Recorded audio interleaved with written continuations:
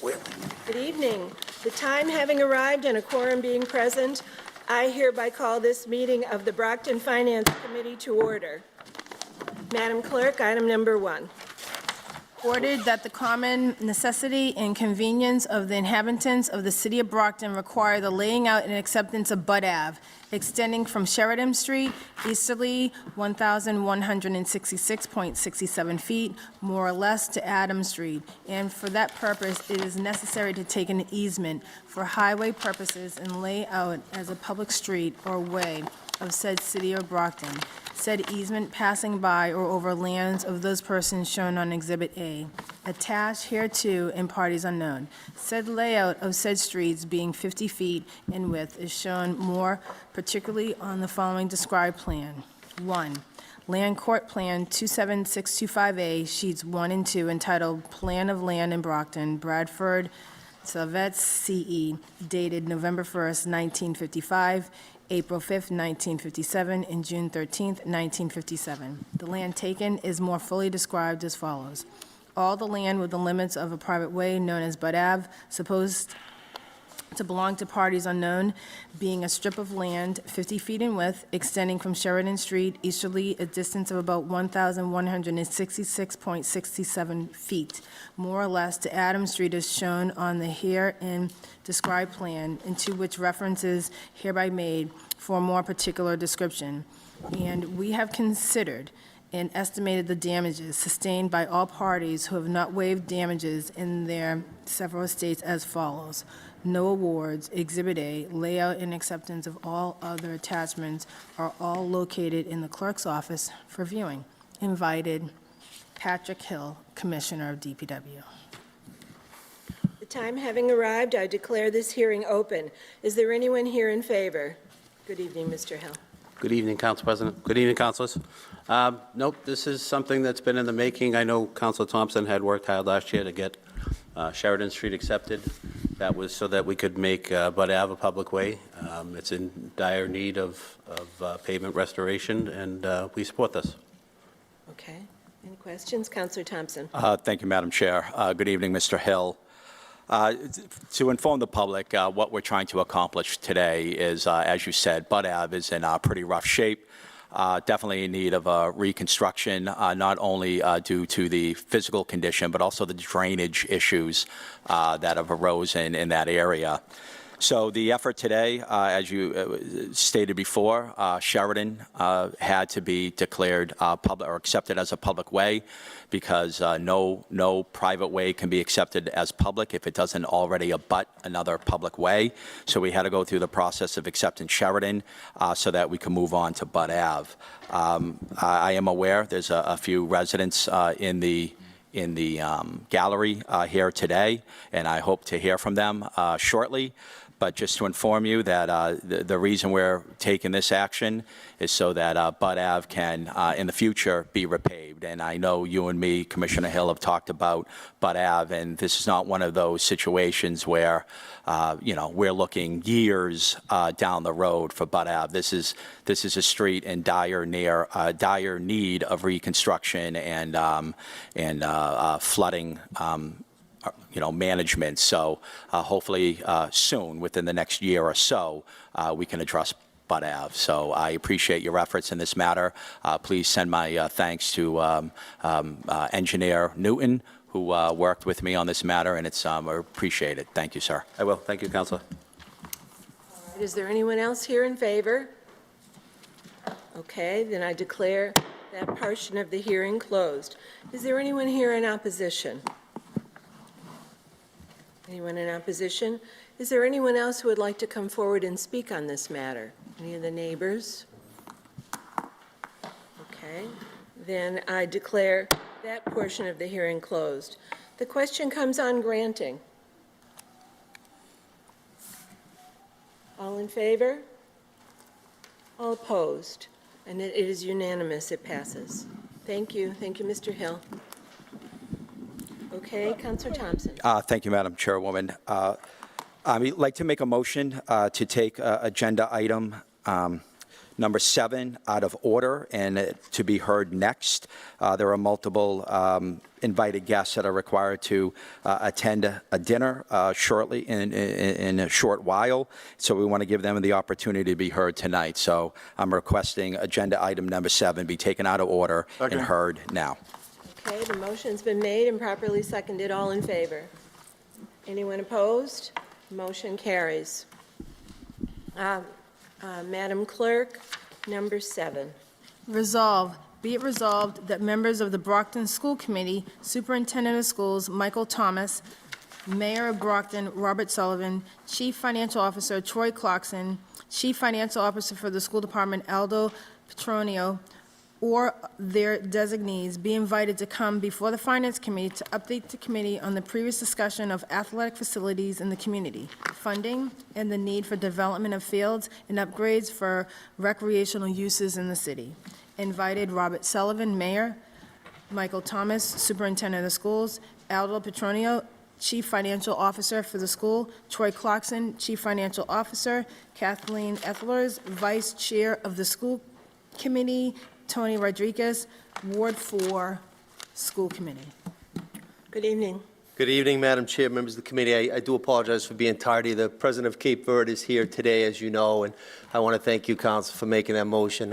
We're hosting him in a little while. So I do, first of all, want to say that as an elected official, all of us in this room have to make sure that we help the next generation. And so we need to help the next generation in terms of education, and councilors both served adamantly on the school committee with me, Tom and Mark. But we also have to do it in terms of physical fitness and opportunities to be able to have recreation outside. When Councilor at-large Rodriguez was the acting mayor and I sat up there, I voted and supported a $1.7 million bond authorization so we could renovate a soccer field and make it turf. I want to thank Superintendent Mike Thomas. I want to thank School Committee Member Tony Rodriguez, myself, Councilor Thompson, Councilor D'Agostino. We had a meeting just recently relative to how we can leverage federal money, ARPA money, American Rescue Funds money, to help the kids. As we also know that, and I've said this many times and I'll continue to say it, I cannot in good faith be the mayor that says borrow, borrow, borrow, borrow, borrow, borrow. We can't. Because at some time, it's going to come home to roost. And some of us may or may not be here at that time, but it's not fair to the business owners and the residents that we represent. So with that being said, we know that the MSBA just approved, it's going to be a 5-year phase to do a renovation at Brockton High School, right? It's long overdue. It was built in 1970. But the projected cost on an 80-20 split originally was about $100 million. That would be the city's share. That has gone up to close to $200 million. So when we look at that, it's not feasible, or is it fiscally responsible to say we can do every single field in the city of Brockton and put turf fields? We just couldn't afford it. We couldn't afford it, and that's just the God-honest truth. But what we need to do is we need to invest money in Marciano, because the Marciano Stadium was installed in 2011. And you're going to hear tonight that the life expectancy of that was about 10 years. So that's already come and gone. So we're going to need to put some money up to make sure that we renovate Marciano Stadium. And then we've said this before the council in the past, in the Finance Committee. Myself and Superintendent Thomas and School Committee, we believe we should invest that $1.7 million bond authorization plus additional funds into the Billy Policino Field, which is a soccer field behind the AZF skating rink. It's used by Brockton Youth Soccer. It's used by freshmen and JV at Brockton High School. It's not in great condition. So we owe it to the boys and girls that are playing soccer. We also owe it to those that visit the city of Brockton to have a wonderful field. So what we did last week, and again, Troy Clarkson, the CFO, was at that meeting as well, we've put an additional request with our friends down in the county. As you know, Plymouth County is holding $110 million of ARPA money. We have our tranche, right, our $34 million that we got when Congressman Lynch came here last year. We've been promised with the county another $17.5 million, but we believe that the city of Brockton should get more of that money, and I'll tell you why. There's a clawback period, and I cannot in good faith think that $110 million is going to be spent down county. I just can't think that it can be spent. We have the capacity to spend as much money as given to us. So we have put an additional $6.1 million submitted to the county, and it's geared towards a couple different things. Number one, Marciano Stadium. to get that back up to the turf field that it needs to be because of the warranty on that. The life expectancy has already decreased. The $1.7 million plus additional money that Troy is going to explain to you so we can have the Policino field. You're going to see some schematics. That Policino field is not just going to be one field. It's not just going to be a soccer field. It's going to be a multi-facility field. We're also going to be able to spend some money on our own through our labor force, not hard money, but time and effort, sweat equity, in terms of building a building there. And the superintendent can explain that to you as well. It's going to be where the parking lot is right now going into Policino. But we also have had a request through Councilor Thompson and Councilor School Committee Rodriguez and also Councilor D'Agostino to look at East Middle School as well. And so if I had a bag of money, I would do every single middle school in the city of Brockton. But physically right now and financially, we just can't do that. We can't. So I am humbly asking all of us in this room to talk to our elected officials down county and Plymouth County, see if they'll give us additional funds. I believe that the boys and girls in the city of Brockton will benefit greatly by that. But I'm here today to work with you and work for you. We need to put up our intellectual capacity right now and use Troy's financial capacity and expertise to make sure how we can do this. But we will get it done. And again, the federal money is free money. And if we don't spend it, we don't construct, the federal government will come back and take the claw back. And we cannot give back 1 red cent. Thank you very much. Councilor Thompson. Thank you, Madam Chair, and good evening, Mr. Mayor. Mr. Mayor, I just want to thank you for your commitment to getting these fields done. We had a conversation back in September where we had the superintendent and Jonathan to come before us to talk about options of turf field. Those conversations led to some renderings and some cost analyses for the Policino field, for the returfing of Marciano field, and building or constructing turf fields at all 4 Compass Middle Schools and the Davis School. So we appreciate your efforts in putting that together. Unfortunately, it's not going to be seen tonight, but you know, I know you did a lot of work to get that together, so we appreciate that. I know we've put an application for both Policino Field and the Marciano Field, the returfing, to the county for an ARPA request, and I will do my part, and I know other members of this council do their part to lobby the county to make sure that our children are taken care of. Now, you know, people talk about ARPA being used for infrastructure. I see these athletic turf fields for the protection of our children, for providing more athletic programming in the city of Brockton is a critical need. It's building out Brockton's athletic infrastructure, and I just want to again thank you for your commitment to getting this done, and I appreciate it. Thank you, Council. Thank you. Mr. Clarkson, good evening. Good evening, Madam Chair and members of the council. Just to follow up with the mayor's introduction and to provide the opportunity to answer any questions. Several years ago, when Councilor Rodriguez was mayor, the mayor's correct, you authorized a borrowing. And just to walk you through very quickly how that works. So that authorization stays on the books, so to speak. So we didn't actually borrow that money. The way that works is the council, the legislative branch, provides the authorization for the executive branch to borrow. So it really, the authorization then provides the discretion of the mayor, with the support of the city treasurer, to borrow those funds. So that $1.7 million is available to borrow at any time. And so the discussion that we've had, along with the superintendent, members of the school committee, is to try to fulfill some of these needs, use that available funding, but then supplement it with some money from ARPA. I echo the mayor's sentiment and agree with it wholeheartedly. We actually did some investigation late last week and today, my team, to try to understand the specific clawback provisions. I'll be providing that tomorrow to the mayor and to you. Right now, as we know, as much as we know, the Treasury has a specific end date, but have not identified the process for clawback, but they have said it's coming, and we know it's coming. And we know that the money has to be committed at this point by the end of calendar year 2025. Because we are a large municipality with significant resources and significant leadership impetus to invest in the city, we believe we have the capacity to spend beyond the allocation the county has provided. The mayor and I have before and will again attend meetings of the county commissioners to try to get them on board to support that.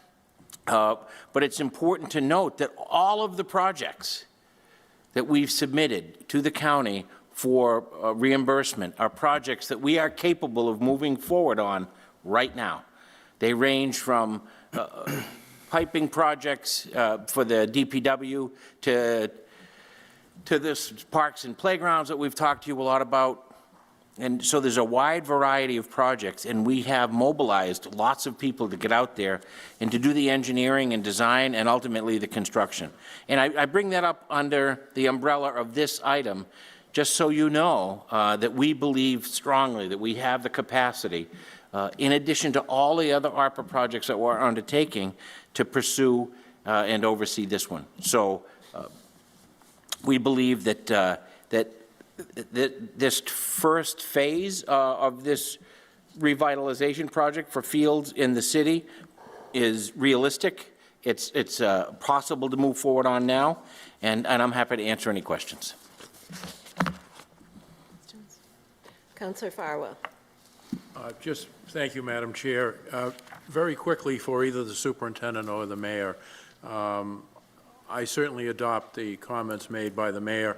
Mr. Superintendent, I take it that a formal vote of the school committee has not taken place as yet requesting a particular capital expenditure be funded for a particular school. Is that correct? The school committee voted for us to be able to bring, like what the council asked us before, was to bring back renderings and make sure we got the best version of each field possible. So that's what we're here to do tonight, but they haven't made a formal request for an actual amount of money. So no. I would just say to my colleagues, I certainly think we have a track record of supporting the schools, but from a process standpoint, and with great respect for the 7 people who are elected to serve in the school committee, the mayor is the chair and the 8th member, when a formal request is put together and voted on by the committee, I hope you will send it over here at that point, because we can't appropriate money and we can't transfer or move money around without the mayor's request or order. At that point, I think it would be most appropriate for us to discuss whatever plans the school committee wanted to advance. I will mention that a note of caution for developing athletes. I am concerned with turf. I know the jury is mixed on whether turf is more dangerous than a good grass type field. So if we get to the point where we're going to do something, I think we have to have a healthy discussion on that, because I would not want student athletes to suffer an injury, which could be lifelong, because it's artificial turf versus grass. And I know one may be more expensive to maintain, but you can't put a price tag on the health and well-being of the young people. So with that, thank you, Madam Chair. You're welcome. Councillor Minichiello.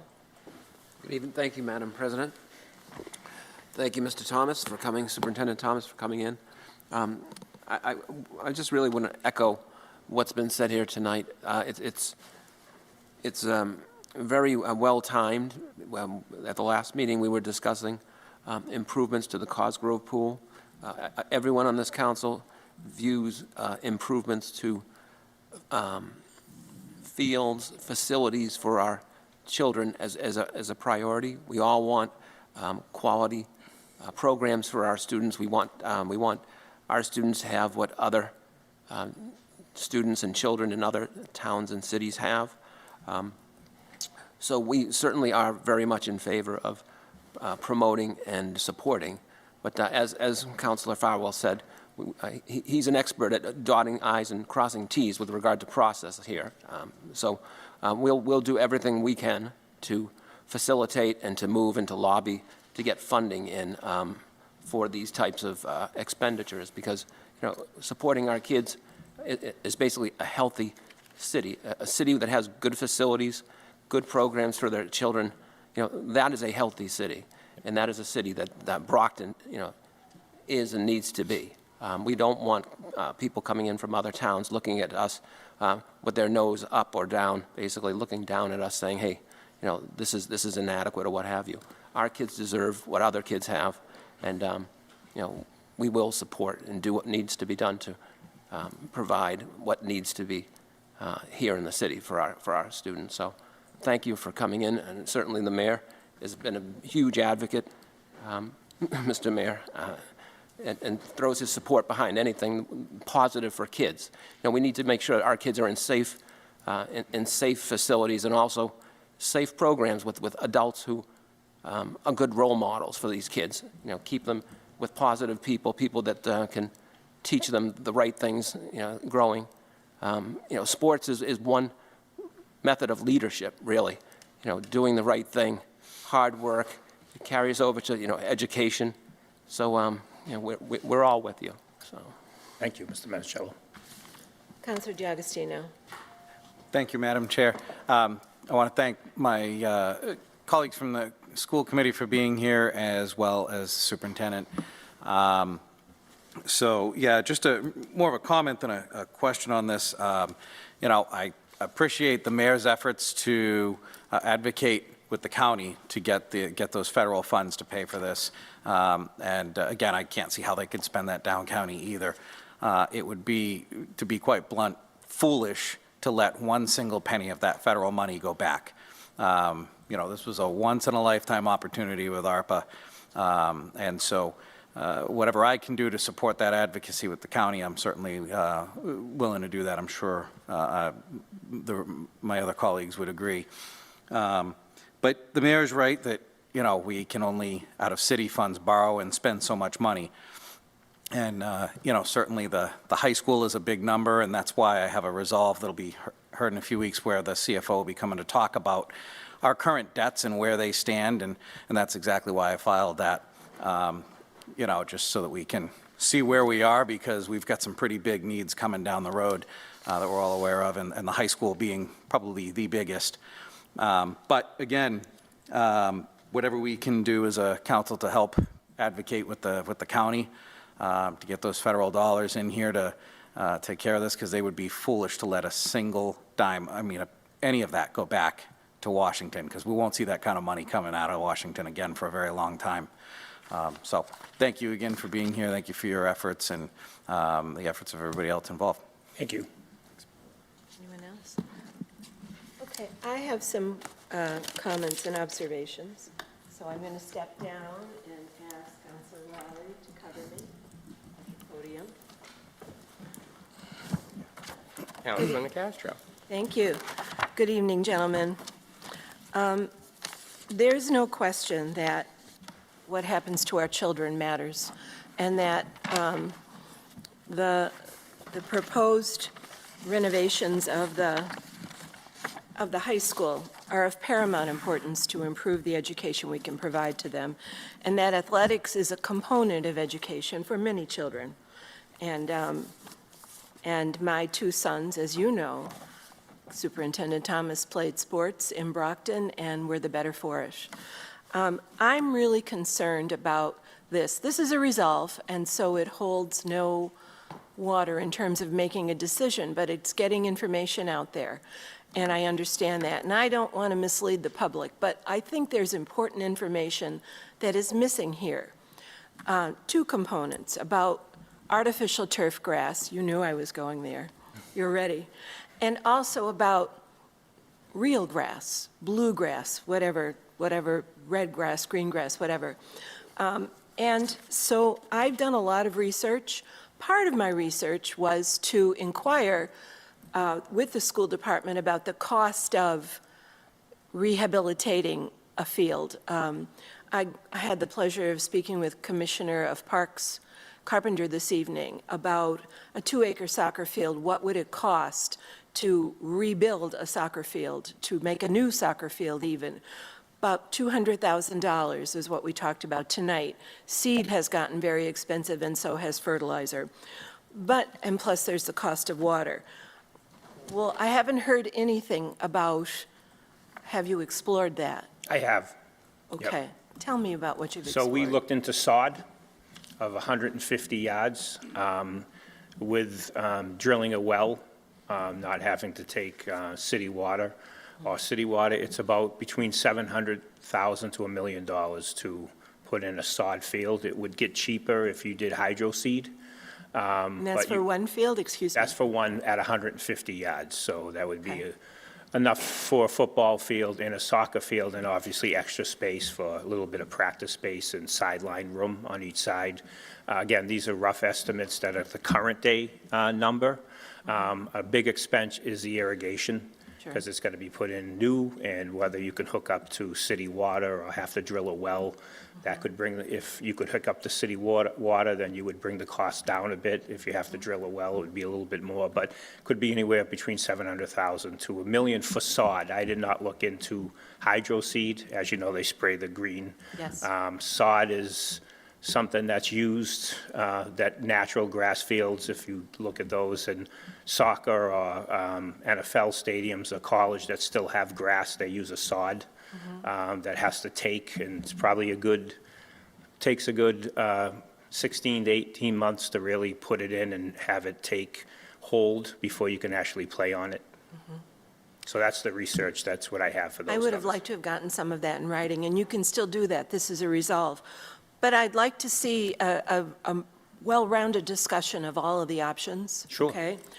I'm really concerned about artificial turf, because I've done the research. An article in The Guardian in September of last year, so roughly 6-7 months ago, Mayor Wu in the city of Boston has banned all new artificial turf fields in city parks. All artificial turf is made with PFAS. We have a problem with PFAS in our country. In our city, we have a reservoir that's polluted with PFAS. Artificial turf emits methane. The fields act as heat islands, which can increase the player field temps as much as to 200 degrees Fahrenheit. NFL players are trying to ban artificial turf due to injuries. And the United States soccer teams will only play on natural grass fields. In Martha's Vineyard, there's a lawsuit right now because an artificial turf field is proposed to be put down, and the people believe that it will contaminate an aquifer. We have water, we have the flag pond there in the area of Marciano Stadium.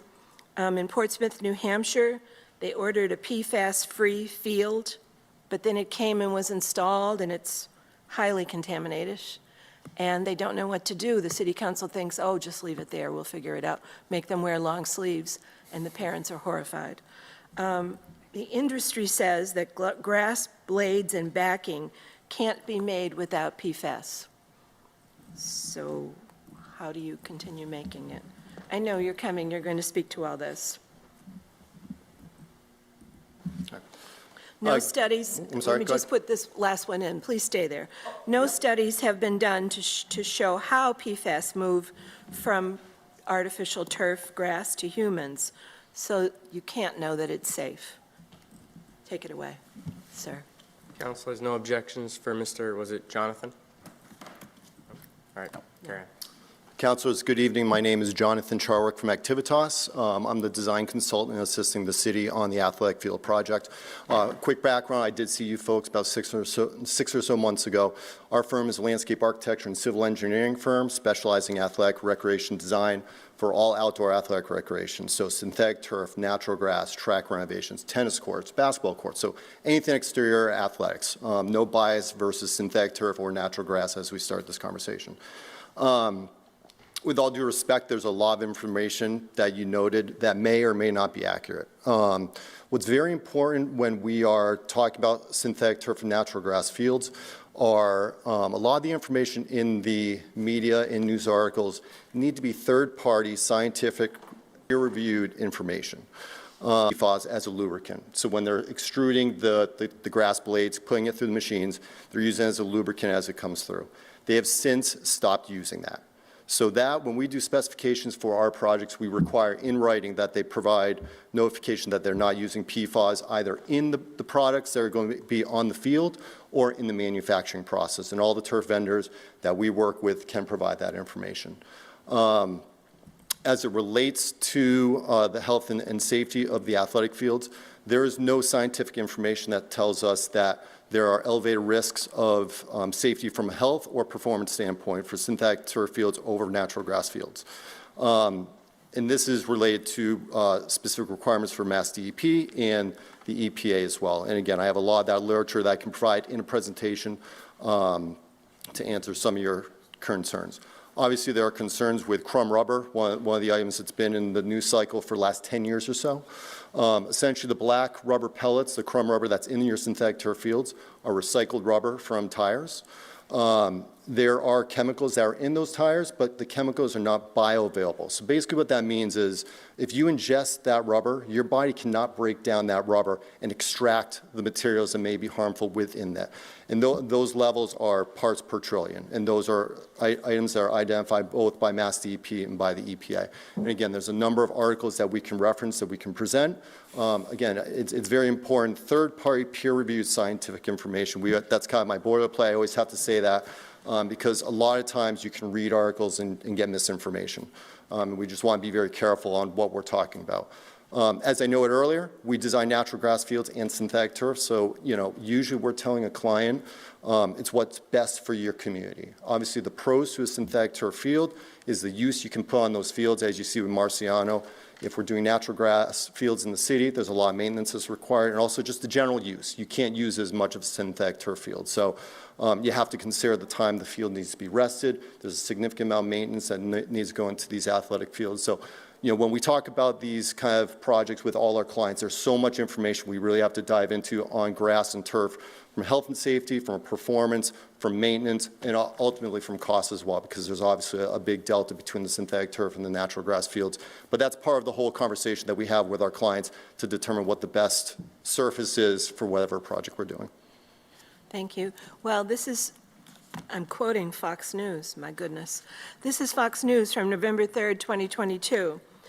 Recent study, 58% more injuries on artificial turf than on real grass. It's a study. Sure, and I would ask that we get some of those statistics and get some of that. It's easy to make some of those statements. I think that the studies that we've seen and we've read, you can get hurt on natural grass field just the same as synthetic turf. That is true. Increased or general maintenance needs occur on these fields. So a natural grass field, you need to aerate, you need to tine, you need to loosen the material, the soil, to make sure it's not too over-compacted. Same with the synthetic turf field. I know, talking with the superintendent and the athletic director, there's a good amount of maintenance that goes into Marciano on an annual basis. Specifically talking about Marciano, it was put in around 2011. It was noted earlier, the warranty for a field is about 8 years, so we assume an 8-year lifespan. And then from there, some communities get 8 years, 10 years, all the way up to 15 years. But at some point in that time frame, which you folks are in now, it needs to get resurfaced. Because once it hits a certain curve, it will drop pretty quickly. And that means making sure there's enough infill, making sure that the grass blades, the fibers, they reduce over time. It's really UV degradation. It's not necessarily the wear and tear of the feet. So, at some point, you're not going to have enough green fiber there to put the infill in, and you got to resurface it. So those are all, sort of things you have to consider as it relates to performance of both surfaces related to head injuries, or any type of injury, actually.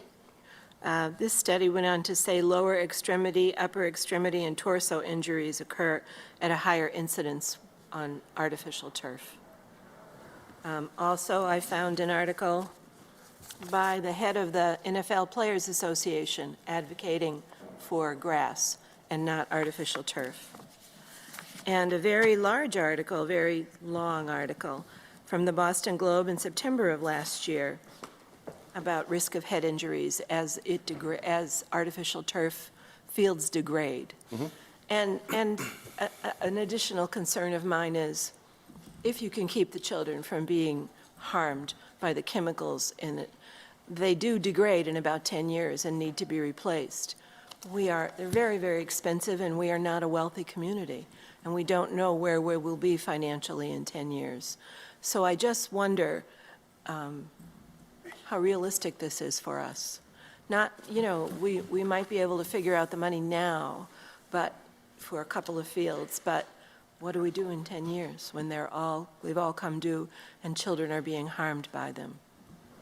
Yeah, I mean, I'm not going to speak for the finances of getting the resurfacing. Like I said, as part of the true design. I mean, right now, we've done some schematic design, which is really two-dimensional layouts of what we can fit on the different facilities and generally what we think the costs are. That's as far as we've gone with design. If it's decided that some of these projects will move forward, there's a lot of conversation needs to occur about all these specific items. Really, at this point, this is what you can put on the field. This is generally what the budget is. And then that next step to get into real true engineering and design will go into what the different materials are, what the long-term budgeting is. That is one of the things we tell most of our clients. If you have a turf field with lights, you got to think 8 to 10 years out. And if you go rent it out to a facility, start getting a slush fund so that down the road it could be whatever dollar amount it's going to be when that needs to get resurfaced. So again, that's all part of the larger project, I think, when the next step comes to go over a lot of assignments. But I don't know if anyone else wants to speak on that. Well, these are my concerns. I think if the school committee has done an overview or explored all of these alternatives, I would be very interested to hear about it before it comes into us for approval. I think we have a ways to go. I think this is very expensive. Yes, our children do come first. But we have to be careful, and it is our job to watch the purse. So I just want to point out, there's a little bit of confusion. Last time I was here, I was asked, Jonathan was here, to bring back just design, which he did. I was not here looking for $30 million. I was not under that misconception.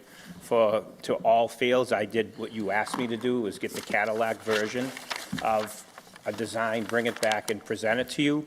The school committee wasn't expected anything. It was just basically the next phase of the conversation from what we had in September. That was the reason to be here tonight, is to show you what you asked me to do, is to bring the plans. There's been no discussion on the school committee side about how it's going to be funded or whether it would be funded. Just basically, this is what you've asked us to do. This is what we brought back. And then we would then have obviously further discussions. But I don't want anyone to be under the misconception that we were here looking for funding for every turf field in the city. It was just basically the next phase of the conversation to ask about safety and, what's the best course forward and, what can we do from here? And that's, pretty much where we are. That's why there's been no formal vote other than the school committee allowing us to come back with the plans, but there's been no discussion on funding. And so that's pretty much the reason we're here tonight. It wasn't looking for, I'm a little nuts, but I'm not insane. So it's just basically bringing back what we were asked to do. And so if, I just don't want anyone to be upset thinking that we're here trying to force something down. It just basically was this next step that we were asked to do from the last meeting, and that was the reason for coming tonight. I appreciated the information you sent to us at the end of February with all those drawings. That was very helpful. Thank you. To visualize it, yes. Thank you. And thank you for your questions, because they're important. You all set, Counselor? Yes, thank you. If there's any counselor, we have a counselor who wants to speak second. If there's any counselors yet to speak once, who would like to speak? No? Counselor D'Agostino. Thank you. Just a couple of questions, and if you don't have the ability to answer this evening, this can be information that you could send. I guess I'm just wondering, and I don't know because I didn't play athletic sports when I was young, why turf over grass? Like we talked about the fact that I just said that you can get hurt on a grass field, you can get hurt on a turf field too. So if you can get hurt on both, why is turf worth the extra cash? which kind of brings me into my next question. But if we can talk a little bit about why is turf better or why is grass better if you can get injured on both? Certainly. The easy answer is synthetic turf can handle much more use and abuse than natural grass. So, we typically say a natural grass field is probably going to handle about a third of the use that a synthetic turf field will. Every community is a little bit different. We have certain communities that only play 2 or 3 sports and they're able to handle a natural grass field because essentially your main seasons are the fall and the spring. The summer, or I'm sorry, the winter, it rests because it's the winter and grass is going dormant. And the summer is generally an ideal time to let those fields rest because the fields need a rest. You can't play on them 24/7.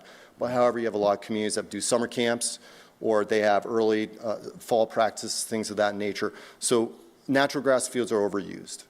And when they get overused, there's maintenance you can do. But the problem is, in the fall, that's the ideal season to seed. Well, that's also the ideal season for soccer, field hockey, football, and usually that time is limited. Where synthetic turf surfaces, yes, you have to maintain, but potentially is a 3 to 4 hour effort every 2 to 3 weeks. And otherwise, especially if you have lights, you're using that turf field, you want to use it for 8 years straight, at least, and then see how much longer you can get. There is a premium to build that over natural grass. I think the important thing as well is the natural grass field needs to be built correctly and appropriately in the first place. So you can't take a natural grass field that has poor drainage, doesn't have good grass cover and say, okay, well, we'll throw a little bit of maintenance into it and it'll be ready to go. We always compare a well-built natural grass field to a well-built synthetic turf field. And by what I mean with natural grass, you want appropriate drainage. So we want to make sure all the stormwater is going to drainage structures. There's different ways to build natural grass fields. What was noted earlier, when you're building a natural grass field, if you sod the field, you can usually get on it 4 to 6 weeks later, depending. If you seed a natural grass field, you usually have to let grow in for 2 growing seasons. So if you're going to seed it fall of 2023, you're not playing on it probably till fall 2024 because that grass needs to establish and go through a winter and have a good grass cover. Otherwise, if you get on a grass field that has 50% grass, you're never going to get to 100% with that use. So grand scheme of things, the turf field is going to allow you to utilize that field as much as possible without the cultural practices and the rest that the natural grass field requires. And a lot of times, and again, I'm speaking in generalities because we have a number of clients that have multiple turf fields. We worked with the City of Marlborough and Town of Lexington on a number of different projects. They have a ton of synthetic turf fields because they have limited grass fields. And then you have other communities that have one turf field, that's their workhorse, and everything else is natural grass. So it's hard to pinpoint exactly what the right or wrong thing is. Every community is a little bit different depending on what the sports are and things like that. But in the grand scheme of things, turf, you're going to use a heck of a lot more than a natural grass field based on the use and just the wear that it requires. Okay. And I think you kind of maybe just answered my 2 remaining points. I was just curious about if we had a field like Marciano and it were grass, I mean, what would the durability be? What would that look like for us from a durability and use perspective? I mean, it's tough. I mean, ideally, and again, just knowing the use that Marciano gets right now, you may be in a situation where that's your game field for the fall and spring, and then you're putting all your practices on other fields, because you may not be able to practice and use that field the 6-8 hours it potentially is used right now, especially as it has lights now. So I assume this time of year even already, that thing's getting used from 2:30 whenever 3 o'clock whenever practices go till potentially 8, 9 o'clock at night. Natural grass field, if you do that, no matter if it's built appropriately, over time it's going to break down just because of the use. Right. And earlier, it sounded like, if I heard correctly, to go with grass would be somewhere in the order of $1 million. But how many years could we expect to get out of that? Yeah, I mean, we've done studies where you sort of look at, all right, if we put a synthetic turf field in, I'm using whole numbers, don't hold me to anything, but let's say it's $1 million to put a turf field in. Just generally speaking, let's say your natural grass field is $500,000 for that same field with the irrigation sod, but we're just making comparisons. Usually with the amount of maintenance the natural grass field is going to require, fertilization programs, irrigation, so the water is not free, you're paying for that water. Usually, that turf field's going to match the cost that you spent on a natural grass field probably 10 to 12 years down the road. Because all of the maintenance, the maintenance dollars for your laborers, for your equipment, things like that you're putting on the natural grass field, you're not putting on the synthetic turf field. Right. And it adds up because your turf field is getting used a lot more. So usually, and we have a spreadsheet we can show, it's sort of, a percentage based by use. So it's not apples to apples, because again, the hours are a little bit different. But when we look long-term, the costs get pretty close, 10 to 12, and then you have to factor in the resurfacing and things like that. Okay. All right, thank you, that's all I had. Thank you, Mr. Chairman. Thank you, Counselor. Can I jump in for 1 sec? Just, Mr. DiAugustino, just a quick follow-up. The reason originally Marciano went to grass, and I was, I think, teaching at the high school at the time, was, as you know, they built the stadium, which took away 2 practice fields. So when the high school football field was just grass, when we were in school, they only played games on that field, and there was plenty of practice, because you had 2 upper fields behind the registry, which is now Campanelli. So the idea of getting the turf was because they took away 2 practice fields, which were all grass. So the stadium was made turf because it could take the practice and games, because we didn't have practice fields left, because 2 of them were taken away for the Campanelli Stadium. So that's the reason why that's the reason there's the turf there. And that would be the difficult part, to switch back to grass at Marciano. It would not last long, because they practice on that field all the time as well. You have JV football, varsity football, you have JV girls and boys soccer, and varsity girls and boys soccer that play there all fall. So they practice and play on the field. So that was the reason why they switched to turf back 90-something, Mr. Farwell, was it? Way back. 95, around A couple years ago. It was part of the deal when Campanelli came in, that they would turf. Okay. And that's when turf just came out, so. But that was the reason, because everything now is practice and games on that one field. Right. Thank you. Thank you, Counselor. Counselor Thompson, followed by Counselor Nicastro. Thank you, Mr. Chair. And Jonathan, I know during our conversations, we were talking about safety, right? Safety of turf field versus natural field. I think you brought in a little something to show about what we were contemplating for Marciano Field, and actually all the turf fields, about increasing the safety aspect of those fields. Could you just spend a few minutes showing the council what's being proposed? Sure. So right now, just to give you a slight explanation on the turf field you have at Marciano right now. So if you were to remove that carpet, there's a large drainage layer. It's probably, I don't know exactly, but probably around 8 inches of drainage stone. So when it rains, water is going to hit that turf field, and it infiltrates vertically into the drainage zone. There's an elaborate drainage system that outlets it to wherever the system's outletting. So on top of that stone, you have a turf field, with the fibers that are standing up, and the sand and rubber is on the inside of those fibers. And essentially, when an athlete falls, turns with their ankles, things of that nature, they're impacting mostly the sand and rubber. When they fall, all the impact is in that sand and rubber. Usually it's at a level, the content of the rubbers, so it meets what's called a Gmax, which is essentially a numerical value of the impact that a body part hits the turf surface. And we usually say, to give an explanation, no more than 165 Gs is what we're looking for. That's the hardest you want it to be. For example, 200 is asphalt. So, the impact wants to be a lot less than that. Usually, we're around 100. 165 is the absolute highest we would allow, and then if it ever was over 165, we would tell the client, you need to get this resurfaced immediately. So one of the things that we've done on a number of facilities is add a pad underneath that carpet. So essentially what happens is the stone layer is still there. This pad that has a resiliency that takes up a lot of the impact attenuation from the carpet is placed on there, and the carpet goes on top, and there's a less profile of sand and rubber. So typically, without a pad, the sand and rubber is about 1.5 inches. With the pad underneath, it's about 1 inch. So what that does for us, it gives us a lot more resiliency for your athletes. One thing that we know very much is the issue of concussions for all athletes. So this is a precautionary item that really is an assurance that your turf field over the lifespan of the field will be safer than without the pad.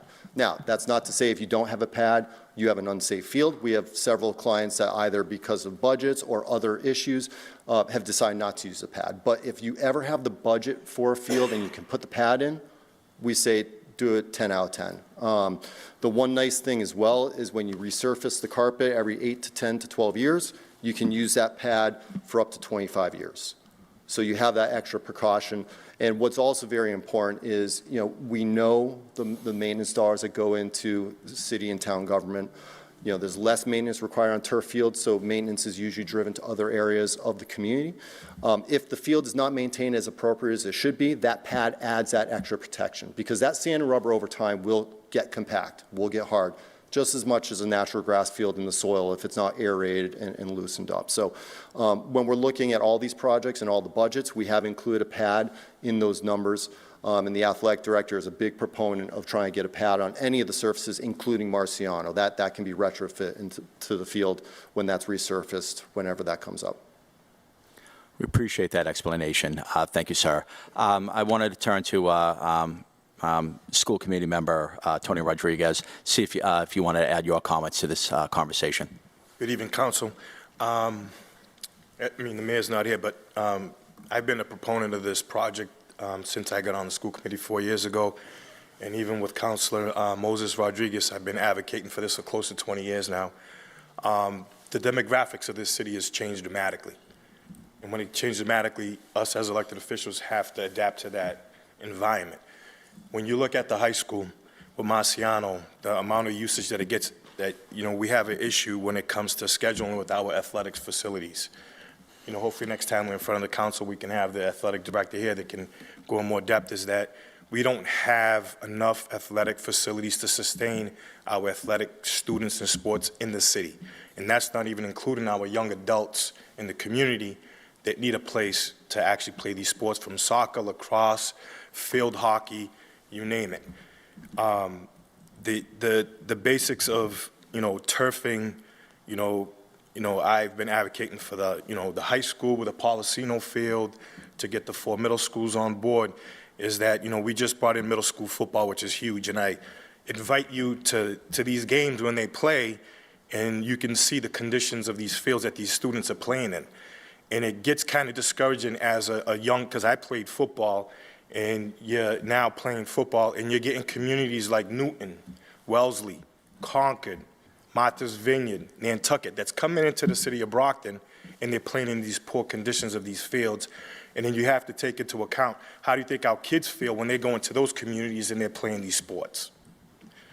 How are we, as elected officials, supporting them so they could have a great facility? I understand, Mrs. Nicastro, Councilor Nicastro, I've read all those articles, but at the same token, this is Brockton, this isn't Boston. There's a total different gamut of how that city's laid out versus Brockton. Like the gentleman said, Ms. Jonathan, is that you're not going to get the actual usage out of grass field versus turf field. Marciano is taking a brunt because you're playing soccer, football, lacrosse. You have track and field that's on there. And then we have our 2 youth football programs that utilize those fields as well. And on top of that, Policino Field, where you have BYSA that are using that field on the weekends, and then our soccer program is using that, and it's like playing on dirt. It's really embarrassing. So my job on the school committee is that I advocated for this, and I thank you all for coming to this point so that we can actually make a presentation at which it was more in depth. But we're going to do our due diligence and get it so that we can come here and put an actual presentation so that the council can feel comfortable in seeing that where we can move this project. I understand there's a lot of projects that's going on in the city, but the number one thing is that we cannot forget about the children of this city. That's number one. So my job is advocating for our youth to make sure that they have an ample playing facility moving forward. On the middle school side is that I'm trying to grow with a committee and support all the athletics that's played at the high school level to be offered at the middle school level. We're there with the football. Now we're trying to get there with the lacrosse and field hockey. So that's why it's very important that we get these facilities constructed. I understand there's a financial piece to it, but let's put a concrete plan in place so we can move this forward. And the middle schools also do track and field as well. That would Yes, they do. benefit from So they these do turf track fields. and field as well, and, the options that we did was east, north, and the Davis to actually have a running track facility as well, not just a turf. This isn't just a field, this is a complex. This is what we're trying to do. And then when you look at the city as a whole, when it comes to scheduling, I know Mr. Carpenter deals with it a lot, we can't accommodate all the applicants that are trying to use our facilities because we lack lights, basic lights, so our adults can have that extra time once the youth are done, that they can come in at a later time to utilize these fields.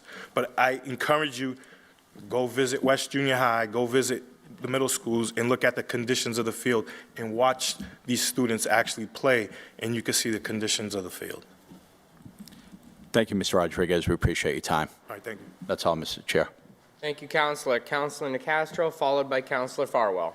Thank you. All I would say is, gentlemen, knowledge is power, and healthy children deserve the best. Healthy children. Thank you. Thank you, Counselor. Counselor Farwell.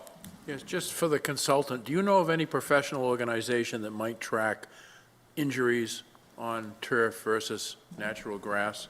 Is there anyone out there that perhaps does keep track of this?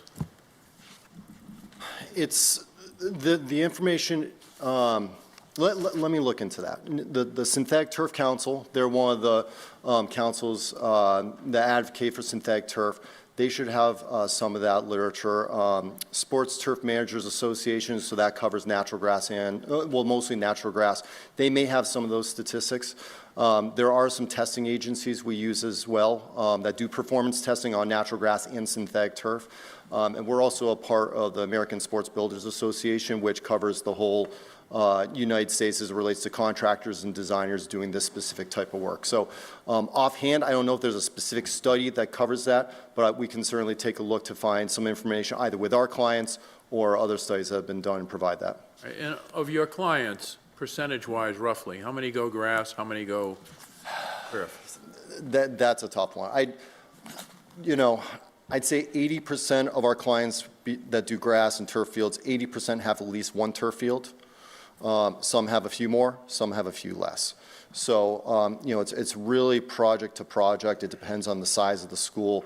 Some of the private schools that have a little bit better maintenance ability, they have more natural grass fields so they can keep those up. A lot of communities try to have at least one turf field that, again, can be that workhorse while you have the other natural grass fields. Because the other thing to consider as well is when you have a synthetic turf field like Marciano in the city, it takes use off other fields, which allows them to rest and things of that nature. So, not only are you getting additional use on those turf fields, you're letting those other fields grow back and get some rest that's appropriate. So it'll actually make your natural grass fields perform better than they would than if you only had natural grass fields in all your athletic complexes. I'm sorry. Thank you very much. And to the superintendent, no need to get up. Until there is a proposal, and the one to convince is not us, it's the mayor. Because without the money, there's not much we can do. So the next step in this process for those who are interested or for the school committee is to vote on something, have the mayor submit something to us, and then we act on it. I mean, we can all sit here on many different nights, but we're not the ones that would be able to be the catalyst to get that going forward. It's all going to come down to funding, as you know. So thank you, Mr. Chair. Thank you, Counselor. Counselors, is there a motion? Motion to recommend favorably. Second. Motion's been properly made and seconded to recommend this favorably back to the full City Council. All in favor? All opposed? The motion passes. Thank you, Counselors.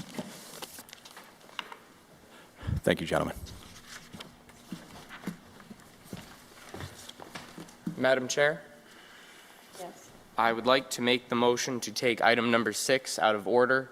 You know, we took the other resolve out of order, and that's fair. The folks had to go to another event, but they also work for the city and the school department. Number 6 is made up almost entirely of residents and business owners, and, you know, I think it's appropriate to take that out of order as well. Second.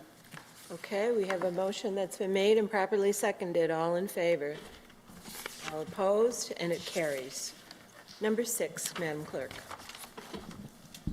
Resolve, be it resolved by the Brockton City Council to invite Rob May, Director of Planning and Economic Development for the City of Brockton, and area restaurateurs to come before the council to provide an update and discuss their visions of the Sagamore Grove project being proposed by the City of Brockton. Invited, Rob May, Director of Planning and Economic Development, Joseph R. Angelo, owner of Joe Angelo's, Chrisman Charlotte, owner of Tambu, Manuel De Silva, owner of Petro's Island Cuisine, Manuel Rodriguez, co-owner of Crystals, Tony Rodriguez, co-owner Crystal. Thank you, and I've been informed by our clerk that Rob May is not able to be with us this evening. Councilor Farwell.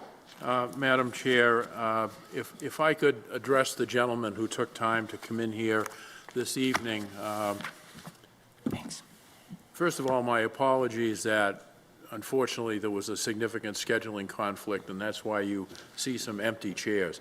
I happen to think the discussion with all of you is very important. Mr. Angelo, you and I spoke by phone. I think you know that whatever we do down at Sycamore Grove should augment whatever we can do for the businesses and certainly not detract from it.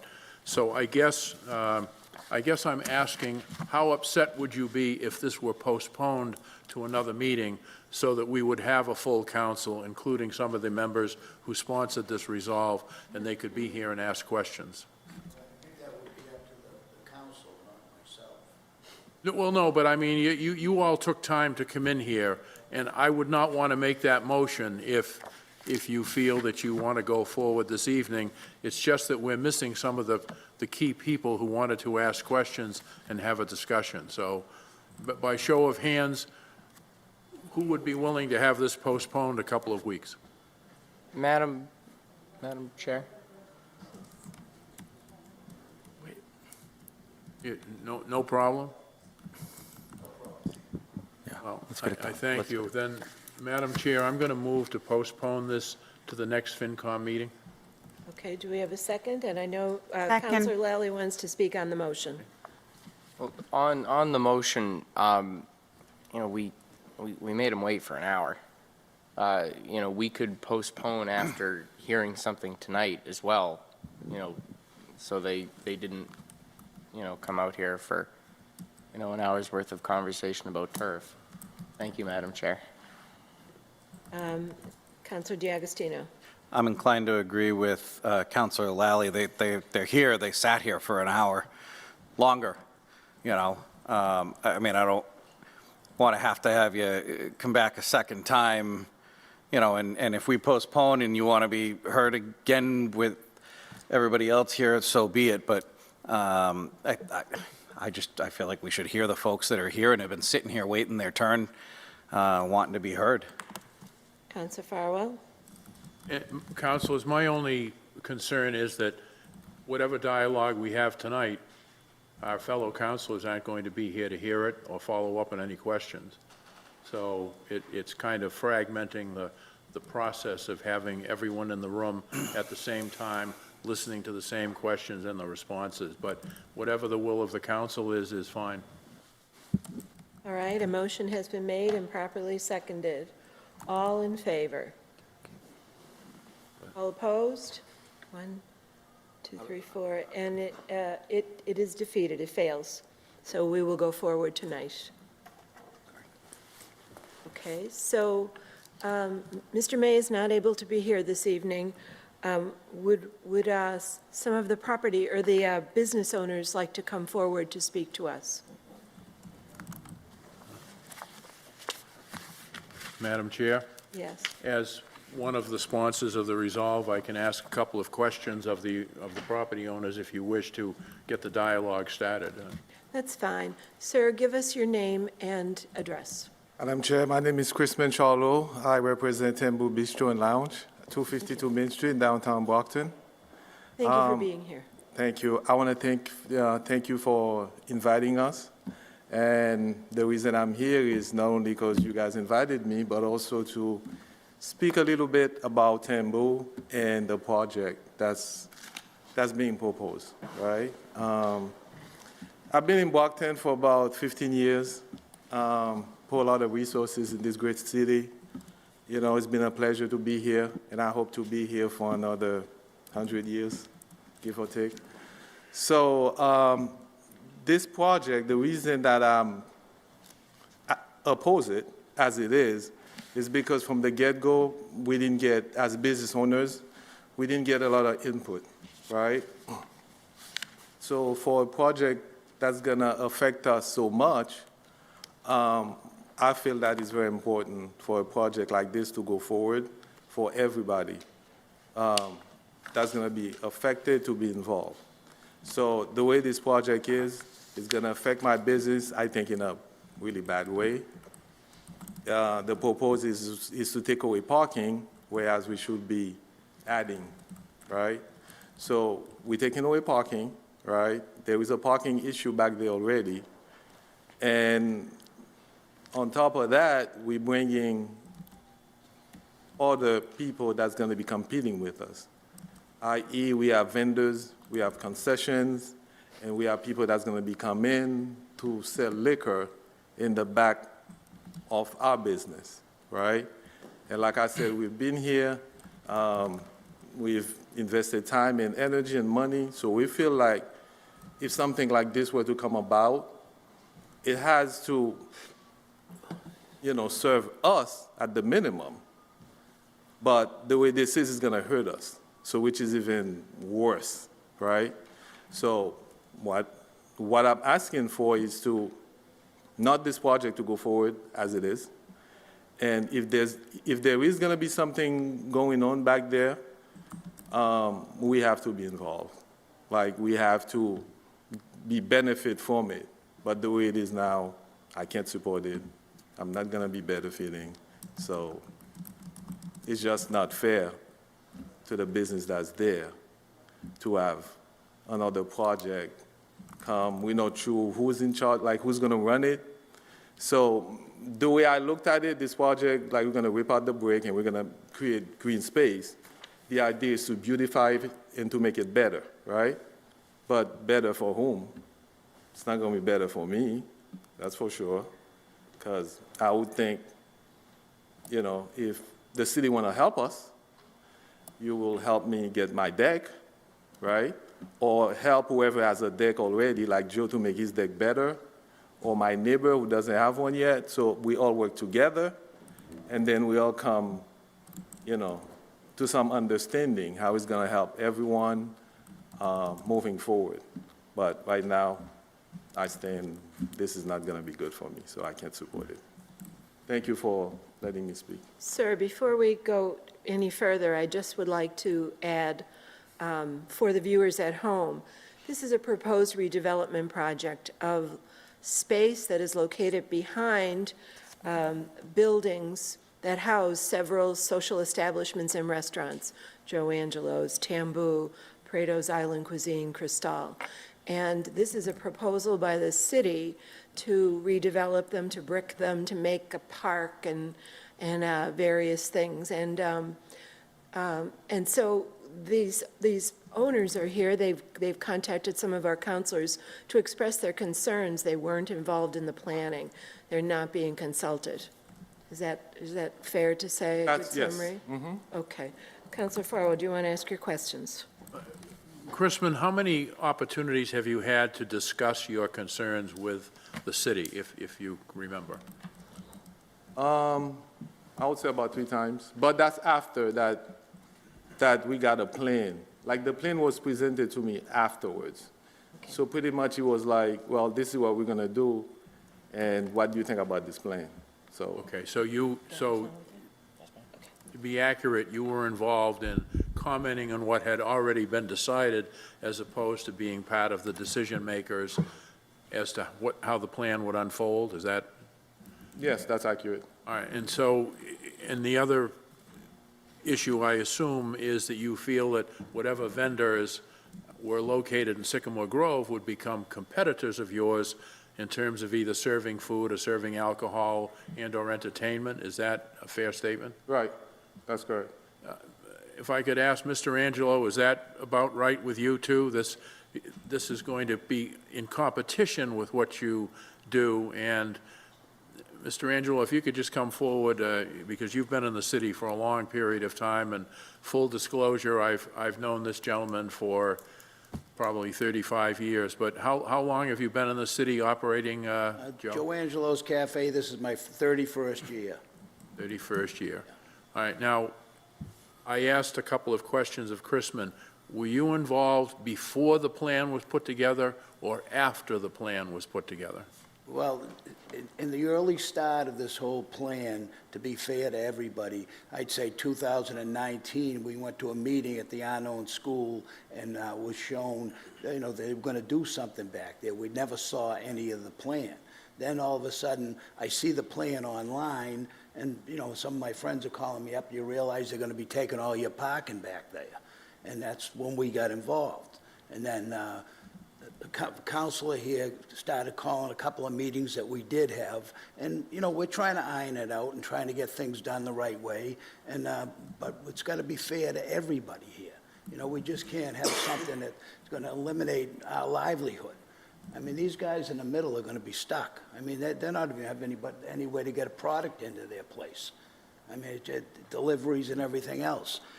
My concern with this whole thing is, number one, is safety. All right, these people, when they get out at night, they want to open that garage. You put 300 kids in that garage at night at 2 o'clock in the morning, we're going to have a safety issue. It's going to be a problem. Now they're outside, it's a different story. The cruiser can come by or whatever if they're hanging around and get rid of them. When they're in that building, it's going to be a tough situation to control. Number two, parking. There's never been a parking study done on this project. I mean, any project you do in the city, they do a parking study. Why haven't they done one on this? So we can actually see what the impact is on the parking. Not just guesses and this and that and coming up with that, all this stuff. And that concession stand they're talking about. I don't understand why they have to build a concession stand behind 4 businesses that do the same thing that concession stand's going to do. I don't understand that part of it at all. I just don't understand it. The project, the concept, I'm all for. I'm not against the concept. I think it's a great idea for downtown. It's a great idea for it to happen. But I'm just against the current the way they're presenting it. That's what I'm against. There's a lot of room for improvement, so it just can improve it for everybody, not just a certain few. Okay, is there anyone else from another business down there that wants to comment?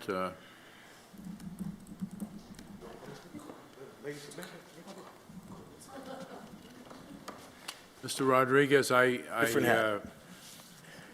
think we all share the vision.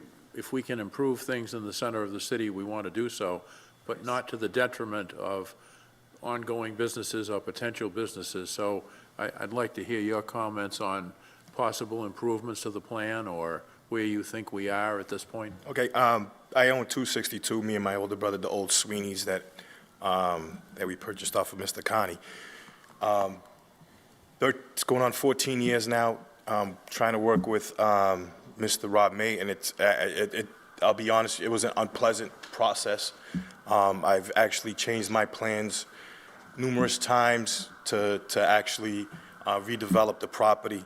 I've sat with the Councilor Thompson, and we're going to finalize those plans. So the current property, I have 5 tenants on the second floor.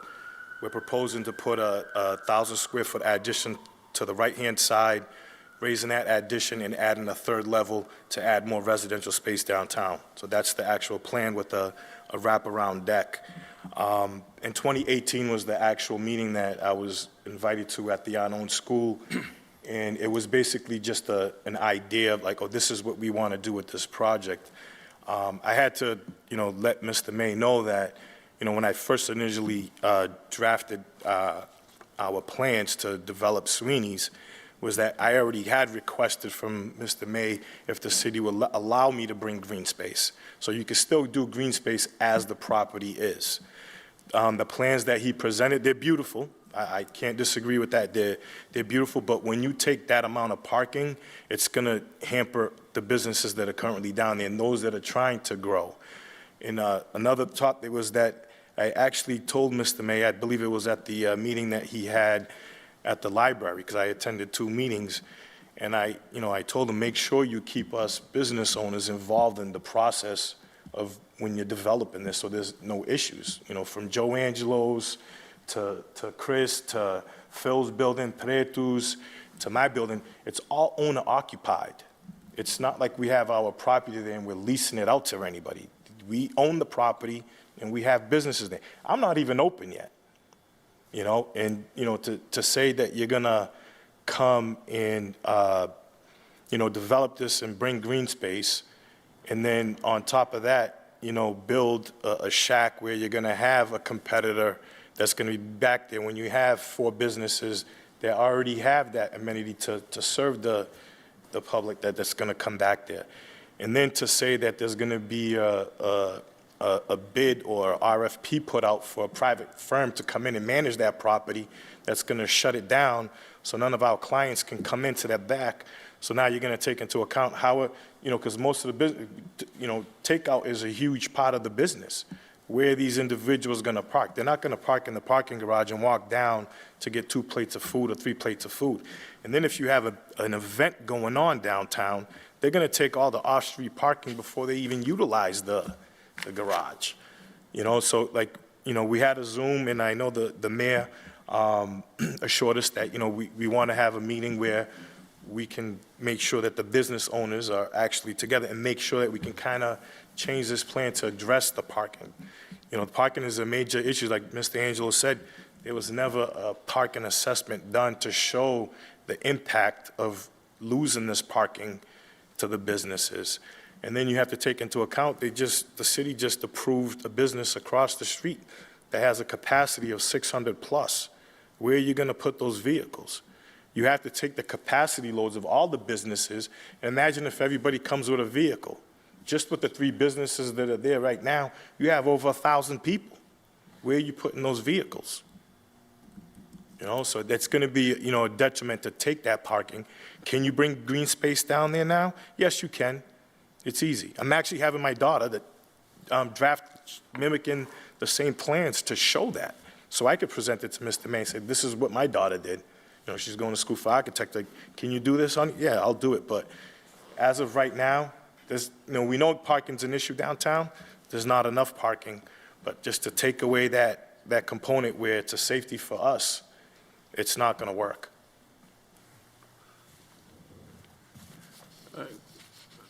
Councilors, I'm just going to close by saying I do think we ought to have our colleagues have an opportunity to talk to the business owners at some point. We often hear about grandiose plans, but we never get down to the nuts and bolts of how is it going to have, what's the real world effect on people who are business owners, and is it good or is it not good? Does it need improvement or not? And so I appreciate all of you coming in and taking the time and being honest, and I thank the chair. Okay. Mayor Sullivan asked me to let you all know that he is committed to work with the businesses on their concerns. Through collaboration, we can achieve what he believes will be an enhanced downtown area.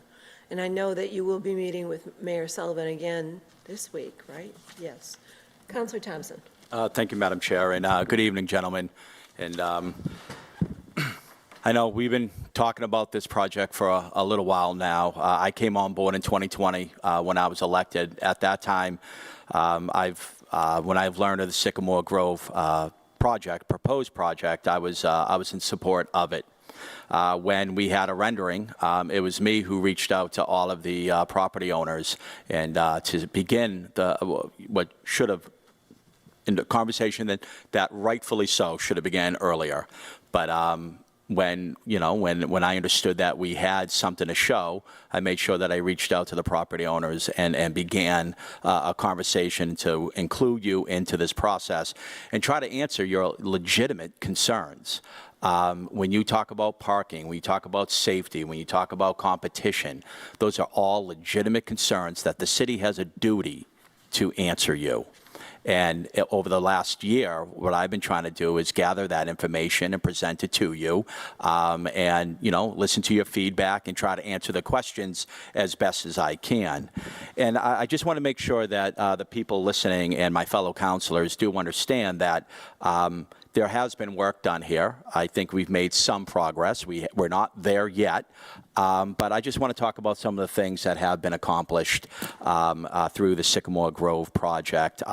And these issues have been developed as a response to your concerns and my desire to have answers for you. So we talk about parking. When we first met, we presented the Sycamore Grove project, and you rightfully so brought out issues of parking. What's gonna happen to your takeout? Your takeout clientele. Where are they gonna park when this area is being programmed, or when it's overall the reduction of parking that currently exists? So from hearing that, we went back to the drawing board and were able to develop about 8 to 10 more additional parking spots within the Sycamore Grove complex. Right now, the marketplace has about 55 parking spaces. The Sycamore Grove proposal has about 25, so we're losing 30 spaces. That's not a small number. That's cutting your existing number in half. So we have to make up those spaces and for them not to be too distant from your establishments. At that time, I said, well, look, we have the Adams Garage right at the corner of Crescent and Main Street. I believe it's an underutilized asset in the city of Brockton, and if we want to expand business down in Brockton, then we got to maximize this asset. Currently, it has 435 parking spots, and it closes at 9 o'clock. That doesn't help anybody's business downtown. And so in conjunction with the Parking Authority board, filed a motion, which was approved by their board, to begin the process of examining the cost estimates to modernize Adams Garage and make it a 24-hour facility or something close to that. And that would mean an automated gate. That would mean a pay on foot. That would mean increased security cameras and lighting in that garage. As we've all been to municipalities all across Massachusetts and the country, they all seem to be able to operate parking garages 24/7. I don't see why Brockton cannot as well. And so that matter has been put in front of the board. It has been approved, and we're waiting on those cost estimates. So hopefully that once we open that up, that would help, hopefully at least address a lot of the parking concerns in this area. Additionally, I worked with the Traffic Commission. There used to be 4 taxi cab stands along Crescent Street.